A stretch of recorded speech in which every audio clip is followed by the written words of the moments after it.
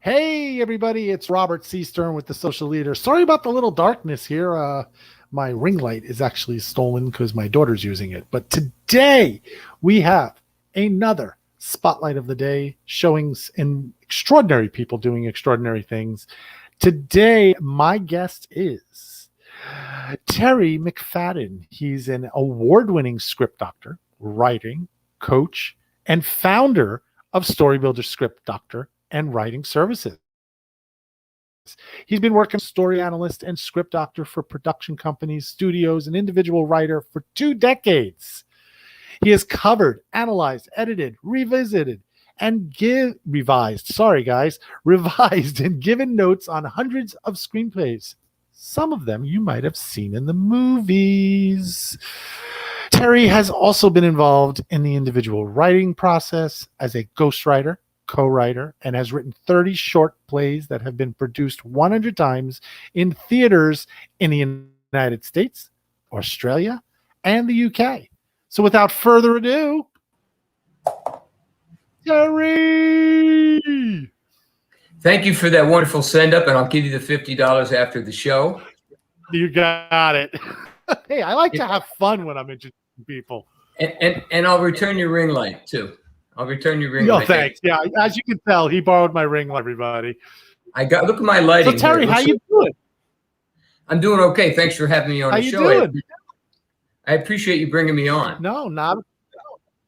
Yeah, so, it's such an interesting story. I mean, just the whole idea of script writing. I mean, how many people in the world with the artists and everything else, they dream of writing a script and having it on the big screen and all this stuff. And you've been doing this now over 2 decades, probably more than 2 decades, I would think. You've been helping people, but you were probably writing way even younger than that. Yeah, I did. I started in college. I used to write. Well, actually, I started even before that. I would write. I was in bands, and I would write parts of songs, lyrics of songs. In college, I would write compositions for teachers and this kind of thing.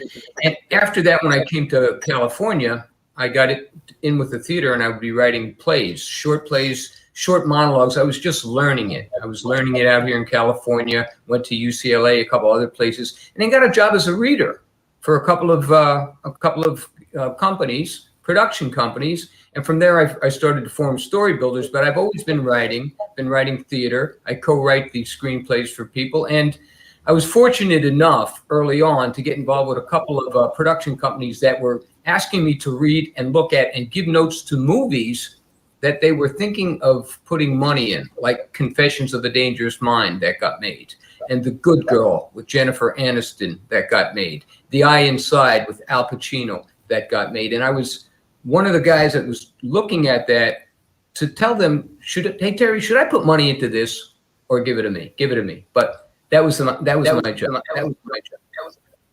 That's a fun job. I mean, you get, besides getting to meet all these great people behind the scenes and everything, but the fact, a lot of people take script writing not as big as the movie itself. They go for the actor, they go for the scenery, the design, the costumes, but the script is the basis of the whole entire movie, the writing of it. Everything has to be on the page first. Now, you can collaborate with people. The director's going to come in and have his ideas. Then the cinematographer's going to come in. They're going to have their ideas. That's your core of your creative team. But everything starts on the page. The actors are coming in, the production people, the money people, what are the demographics, all of that. Nothing can be done unless there's something to center it around. And that's the script. And there are so many being written, even more now with social media, that you really have to have another set of eyes on there to let you know what's good, what's working, and what's not. Because when you submit, you might only get one shot with that script. So have it ready. Mm-hmm.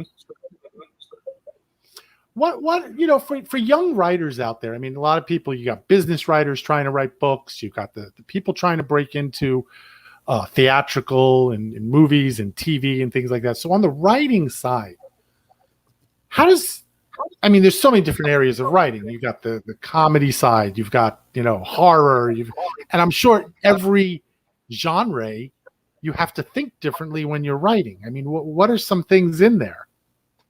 Yeah, the conventions are going to be different. And what you're talking about is the conventions and the stylistic tenets and the devices that go in there.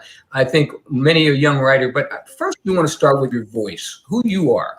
Because it doesn't matter what genre you're writing. You can write in the horror, rom-com, drama, but you want to write individually as on the page that nobody else can write that. You find your voice first, who you are, your life experiences. This is what I teach. I teach like bring your trauma into your drama, and finding who you are, how you speak first, and then you're going into the genre. If it's a horror, well, you want to stick to the conventions of the horror, the booze and we're making fun of it at the same time, and the comedy with the funny jokes and the scenarios and all that, the drama, the tone, the timbre, the pitch, all of those things that you're writing down, how you deal with exposition, how you deal with all of these genres have different things that are pretty much set in there. Now you can bend them like Tarantino started to do years ago and things like that. But first is your voice, then it's the conventions of the genre. And you don't want a genre jump. You can genre bend, but to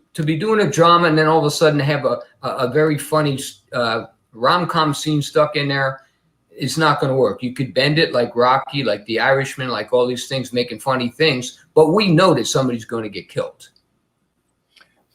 It's kind of like when we were, back in the late 60s and 70s, when you watch Star Trek, the extra man in the red shirt, you already know he was the first one who was going to die.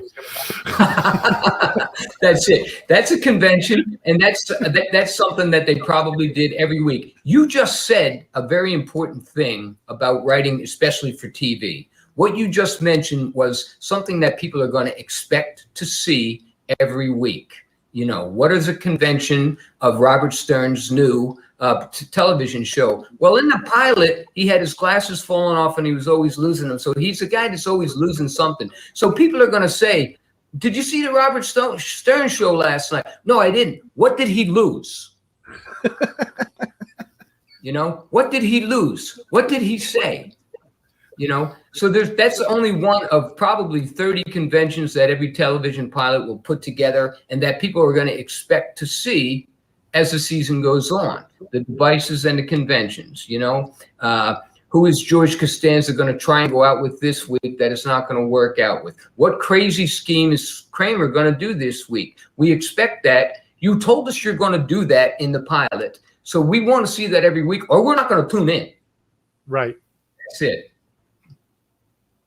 No, it's true. It's true. It's funny because I don't on the business side of things, I love watching. I don't know if you ever hear of him, Gary Vaynerchuk, Gary V.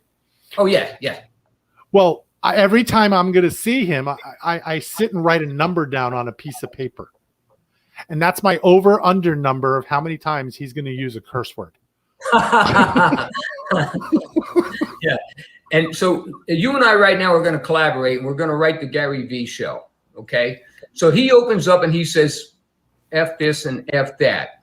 And that's one thing. And then I'm going to say, well, it's going to be about a minute or so. He's going to say, I really don't care if you like this. I really don't care if you're going to do this. I saw that 3-5 years ago. I told you about Uber. He's going to tell you that every episode. And he's going to say, it doesn't matter to me. He has this, I want to help you if you don't want it. If he came on a show and he actually didn't curse and he just talked like an average person, everybody would be like, who are you? The clone show. It would be a clone. It would be the Gary clone. And what you bring up a good point, because any writer out there who's putting a television show together, a series together, these are some of the things, these fresh takes are all coming from the writer's own unique voice, the way they express themselves on the page. It's about the way that they talk, how they were affected as a child, their method of getting that on the page. And maybe they have a common topic of exploration. Like mine is childhood trauma. So everything I write about, at the core, there's going to be something going on with what I didn't get as a child. And everything I write, all my characters are going to have different situations, a different show, but they're going to have a common wound and a common flaw. And people are going to expect that from my writing. And young writers, especially when they get in this together, when they're writing a television pilot, it's just people are going to read it and they're going to say, I can see his voice, her voice, where they're coming from, and I know they're consistent. Instead of copying what everybody else is doing, I'll copy a Seinfeld. I'll copy, It's Always Sunny in Philadelphia. But we know you're copying because it's not your voice. So is there a difference in writing for TV versus a movie? Versus the movies? Yeah, TV versus television versus movies. I mean, because obviously there's a time consumption, but just the mentality, is there a difference?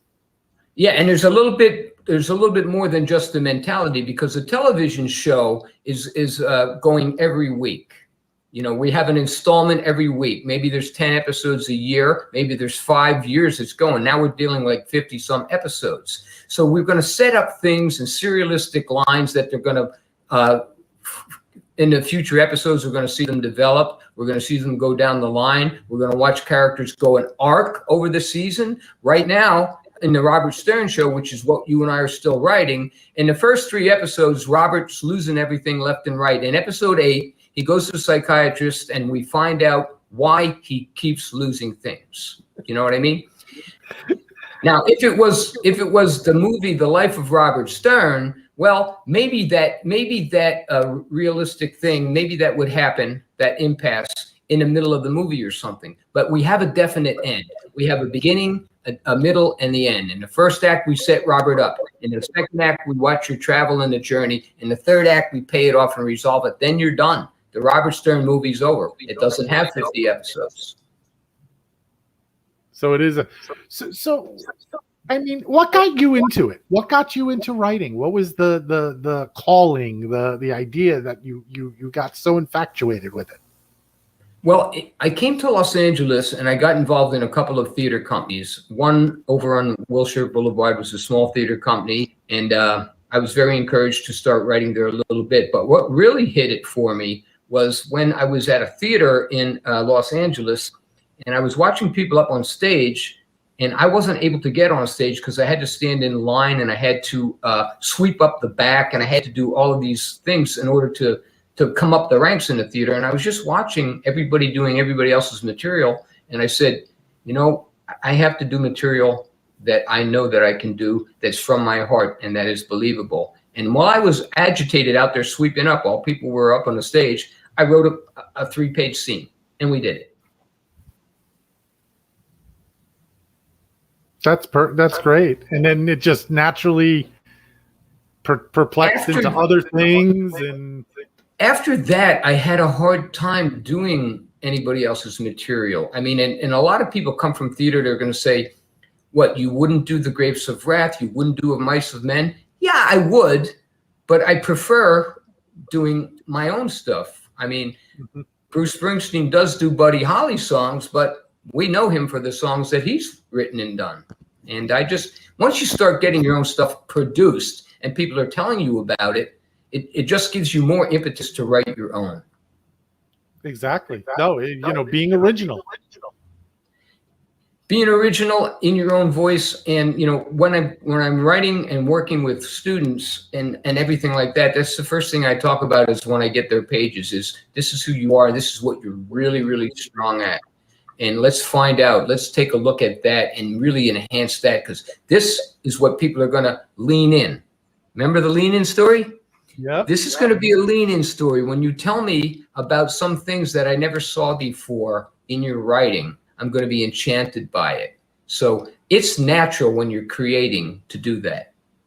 So when you look at back 20 years ago, 2 decades or even the 3 decades ago or whatever, writing then versus writing now, I understand the writing is the same, but the concepts and ideas are so out there on some of this stuff. But then again, I look back at 30 years ago, well, they were right. Those things did come true. Oh, yeah. I mean, a lot of things come true. I mean, some of it has to do with the diversity that we have anymore, the cultural differences, the way the politics have been shifting, the way that the mores have been shifting, the way that everybody's coming together. I mean, you wouldn't be able to do it wouldn't be as popular to do a Sam Shepard True West right now, unless it was real culturally diverse, unless it was really from another point of view. And it might not be as popular as what's out there now, because we're talking about premises, ideas, and situations that are opening up to more people. Now, there's still room for everybody, and I still believe that everybody is involved and can be involved, because everybody has a story. But it's going to be diverse, and it's going to be spun a little bit differently, because like you and I, like you just mentioned, you started looking at it 30 years ago. Now, if we're 50 years old, then 30 years ago when we were learning this stuff is different than today. For guys like you and I, it's a different thing. So what you and I do, and what I love to do, is integrate myself into what's going on now, so it can be relevant. Yeah, relevance is the key. If you're 50, relevance is the key, ladies and gentlemen. It's funny because I remember when they remade, because I mean, reboot and remade is like the two newest things now over the past 5 to 7 years. The TV shows are all being rebooted. They're redoing older movies. Like, I was upset they redid it. I thought they did a decent job when I watched it, but the original to me will always be like the best. When they remade The Magnificent Seven. But like you said, they put cultural things into it. They had an Indian involved. They changed some of the characters a little and brought it more current. But it's like, to me, no, The Magnificent Seven was those old guys. And that's never going to change in my mind. Yeah, and I agree with that too, because it's the premise, it's the inception of the writer's original premise that you loved. If somebody did a movie from 30 years ago, like the first Goodfellas, and they started spinning it all up with today's stuff, I don't know if I would like it in that format. I don't think Scorsese would do that, but there are writers and artists and production people who are doing that in that genre today. In the crime genre, we are seeing that today. So should you do 2 Magnificent Sevens? I say no. I say, give us your take on The Magnificent Seven. Call it something else. Create different scenery. You're doing that anyway. You're creating it differently anyway. Give us something else. Don't take my childhood. Quick question before we start to wrap it up. But I'm curious in your opinion. Why aren't we seeing as much? And maybe it's just because of demand and the way Millennium and Gen Z and the different things like that. But especially on TV. We're not seeing as much original stuff. It's more rebooting. Like, yeah. You know what I'm saying? And I know we have, first of all, we don't have just 5 channels. As you and I grew up, it was Air Force at 12 o'clock, the music, it was over. Now we have 24 hours a week. We have 500 channels. Yeah. And there's always something on to it. We have cooking channels. We have comedy channels, there's so many different things out there, but I just don't see, reboot of Roseanne, The Connors, reboot of this one, reboot of the. Now they're talking a reboot. I heard of another new show that was a great show, and I'm like, what are they going to reboot? Cheers and Gilligan's Island, and they're going to have a modern day Brady Bunch? What happened to the original stuff? Yeah, I mean, they're doing the reboots because that's where the money is, and they're doing the reboots because people that are like 50 plus our age remember the original ones. And they're thinking that we want to watch that, or we want our kids to watch that. And they're doing the reboots because the producers know this. They're looking at the demographics. They're looking at the polls, what people like. And they know that these things are going to sell just because they did 30 years ago. They're going to do that. And there's a lot of room in TV, but these things are always going to happen. You're always going to have people that, how can we make the money with this? How can we make the money? Because I was thinking a couple of years ago when sitcoms were doing a single camera instead of going to 3-camera studio where everybody laughs, I was thinking, geez, that's got to be more expensive. I don't know if it'll go, but lo and behold, it did go. And for me, I like it better. I like the single camera sitcoms so much better. My Brooklyn Nine-Nine, I'm watching that. I like that. Now I go back and I'll watch a 3-camera show with everybody laughing there, and there's magic there. There's grade school magic, high school magic there, but I'm seeing the progression of the genre, the art form, the writing, the text, the characters, and the universality of it's just growing, and we have to have that. Before we close up, tell everybody about your workshops, how you teach about writing and stuff like that, because I'm sure you have some stuff coming up. We're going to show your website in a couple of minutes so people can check it out. But what do you do in your workshops to help these people? Yeah, I believe that anybody, I mainly work with TV writers and screenwriters, but I believe that anybody who has a story can become a writer, and they can get that on the page with the training that I'm talking about. Because what I'm talking about is bringing your own original voice, that is who you are, how you see the world, to anything that you put on the page and why it's different than anybody else. Now, I'm teaching another workshop that I'll be talking about and perhaps doing some TV spots on in the upcoming months, called Turning Your Trauma into Your Drama, ... or comedy. And that's again, yeah, because I talk about, when I'm working with writers, I look at what their voice is, what their nuances, how their method of expression is, what their common topic of exploration is. Mine is childhood drama. So I teach people to take that trauma, turn it into your drama. And it doesn't have to be autobiographical. It could be any story that you could write in any genre. You're taking the nuance, how you felt as a child. Suppose you were a child of emotional neglect and you didn't get what you needed. Now you have low self-esteem, but you're a people pleaser and approver at the same time. We're not only telling a story with these people and those character traits and those nuances, but how this character moved, reacted, and saw life as per your own experiences as the writer. And that's the gig, and that's what I like to teach. And I believe that if you get your voice on there first, anything else, a lot of anything else is going to be the craft that you just got to learn. That's what I teach. That's great. I love it. I love it. So for anybody who's watching, if they're interested maybe in learning more about it, definitely go reach out to Terry at www.storybuilderswrite.com, right there on the screen. Terry, I cannot thank you enough for joining me. This was a blast. Beautiful show. Thank you so much. I appreciate it, and I'm sure I'll see you around the block. You definitely will. So everybody watching, stay tuned for our next Spotlight 20 coming up tomorrow, and I hope everybody has an amazing day.